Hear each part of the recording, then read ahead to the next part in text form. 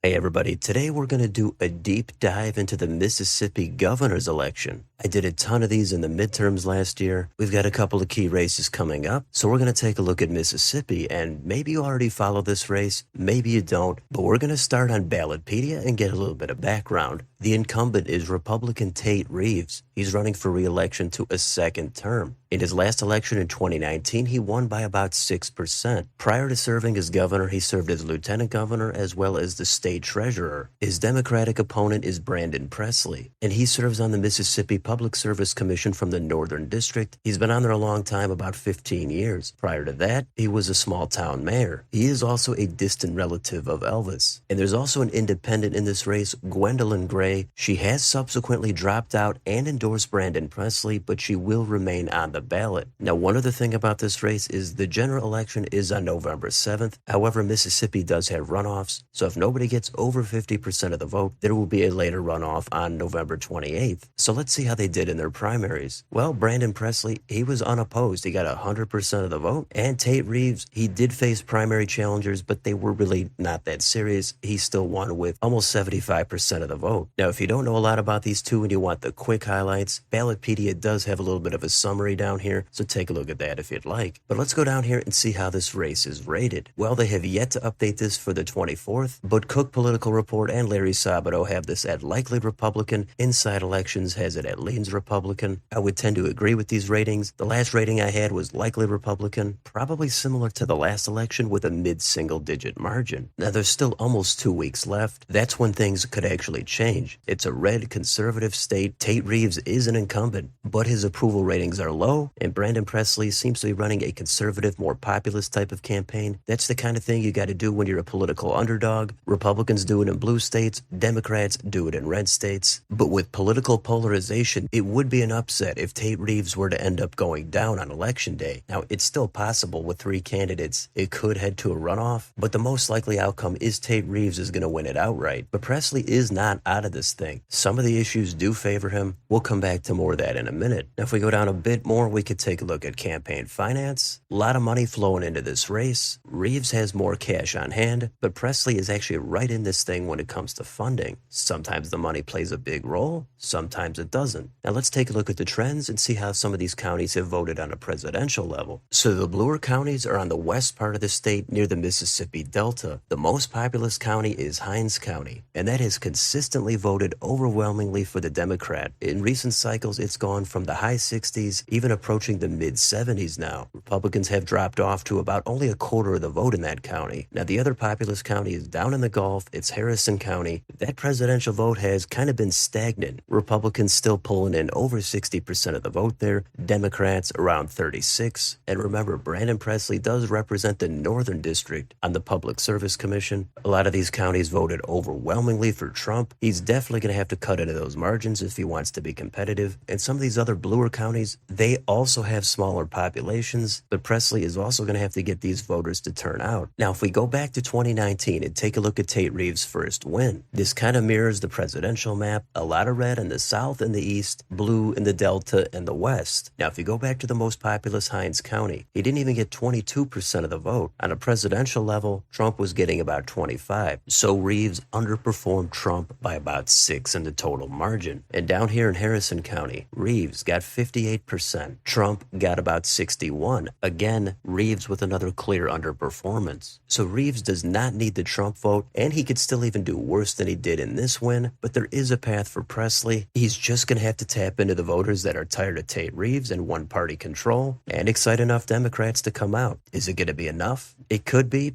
but it looks like not yet. So let's switch over to YouTube and take a look at what they've got on their channels. Here's Tate Reeves' channel. He's got a steady stream of campaign ads over the past few months. It's pretty much cut and dry, doesn't have a lot of filler or recent interviews on here. And how about Brandon Presley's channel? His is similar. He's got a lot of campaign ads on here. Not as many as Reeves, but he's definitely staying active. Now, how about their official campaign websites? Here's Tate Reeves if you want to join his campaign, donate, or see where he stands on the issues. And here's Brandon Presley's if you want to join his campaign or see where he stands on the issues. And of course, all these links will be down below in the description. So how about any debates? Well, we've got one coming up November 1st. I guess it's going to be the only debate. That's good. I definitely want to hear there's a debate happening. It seems like Reeves probably didn't want a debate. That's disappointing, but I get it. He's the incumbent. It's a red state. He thinks if he can hold out long enough, he'll win re-election. So it looks like we're going to get a debate, but it's going to be pretty close to Election Day. I would have liked to seen it a little bit further back. If there's no early voting, then I can understand having it right before the election, but there should be some fireworks in that debate. It's going to be Presley's big opportunity to break through to voters that aren't really paying attention. It's also going to be Reeves' opportunity to solidify his position and not blow it. Now let's get onto Wikipedia and take a look at the endorsements. There's not a ton on here for Reeves. It's all just organizations. Maybe this hasn't been updated, but that's a little bit embarrassing for Reeves. Brandon Presley, on the other hand, he has a variety of endorsements. Some of them are Republicans. He is looking for a lot of crossover support. That's going to be a big thing he's going to brag about. Now, how about the polling? Well, there's not a lot of polls given that it's Mississippi, and there's very few that are recent. I'm sure a few are going to come out here right after I finish this video over the last week and a half. The Real Clear Politics aggregate has Reeves up 9.5. That does not factor in this recent PPP poll that was sponsored by the Democratic Governors Association, but it has Reeves only up 1 point. The other polls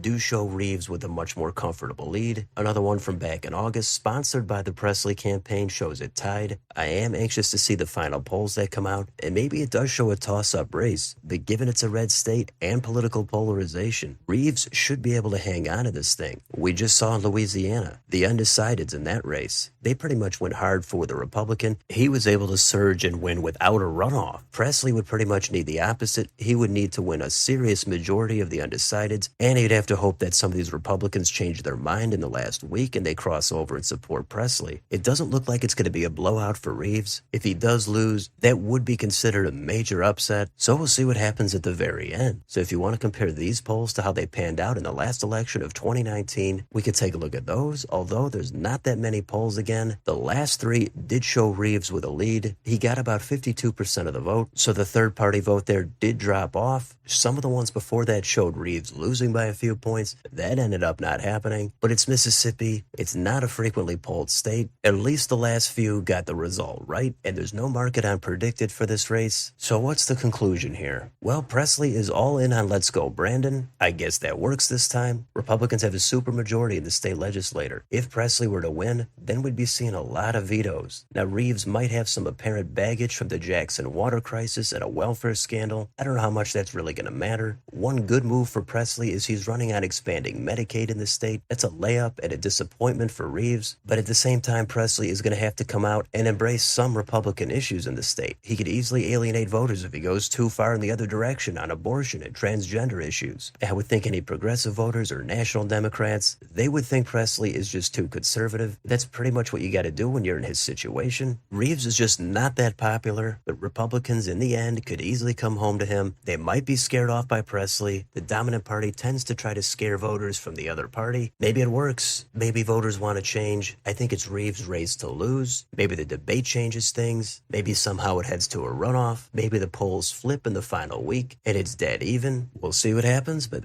that's a deep dive into this Mississippi governor's election. Let me know in the comments, is there a chance Reeves can blow it and Presley can win this thing? Or is it going to be another Louisiana where voters break toward the Republican at the end and Reeves wins by 10 points? How do you think they're running their campaigns? Is Reeves doing what he needs to do to get out his base? Is Presley doing what he needs to do to get some crossover support? Let me know down below on your way out. Don't forget to like, share, and subscribe. Join if you'd like to support the channel. Thanks for watching, and I'll see you on the next video.